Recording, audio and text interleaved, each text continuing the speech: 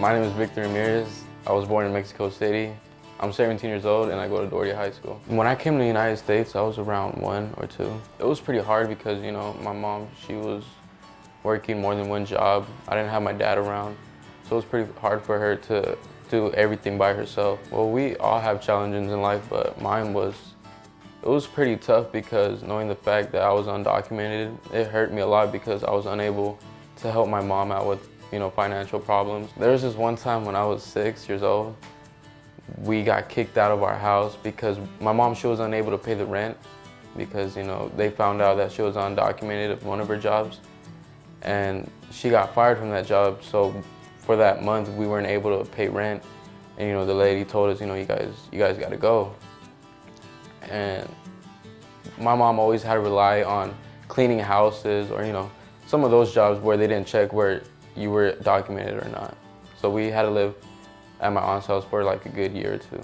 Being a teenager in Monrovia was pretty hard because knowing the fact that you were undocumented and, your friends were like, oh, they were working and, they had more opportunities than you. It was pretty hard to realize that. When I was 15, I played baseball and I would play pitcher and shortstop, but I stopped playing baseball because they would play out of state with other teams and I couldn't go because, I didn't have papers and all that. I love to play baseball and I've always wanted to be a professional baseball player, but that had to end when they told me, we're going out of state, and I told them I couldn't go. I heard about DACA from my mom's friend because her daughter was going through the same as I was, so she recommended it for us. When I was applying for DACA, I felt really happy because knowing the fact that I might have my papers, and I felt confident too because I knew I didn't have any, bad backgrounds, so I was pretty confident that I was gonna get it. And yeah, thank God I got it. After I graduate from high school, I want to go to college, either Cal State or LA or the Art Institute in Los Angeles to become a chef. My favorite meal, I have to say, I think pasta. Alfredo's pasta. I love pasta. But yeah, opening up my own restaurant, yeah, I would definitely do that. Not only to help out myself, what I've accomplished, but to help out others. If someone were to tell me that they didn't agree with deferred action for childhood arrivals, it would make me upset because I've seen people out in these streets. People risk their lives just to be out here, just to, get through life. If I didn't have this program, honestly, I would just always be thinking like if I would get deported or not. That would always be on my mind. Even if, like back then, it would still be on my mind, I would be like, oh, like what if the police pull me over and they check me and I don't have any like papers or anything? I would be afraid, honestly, because I wouldn't be able to see my family that lives out here.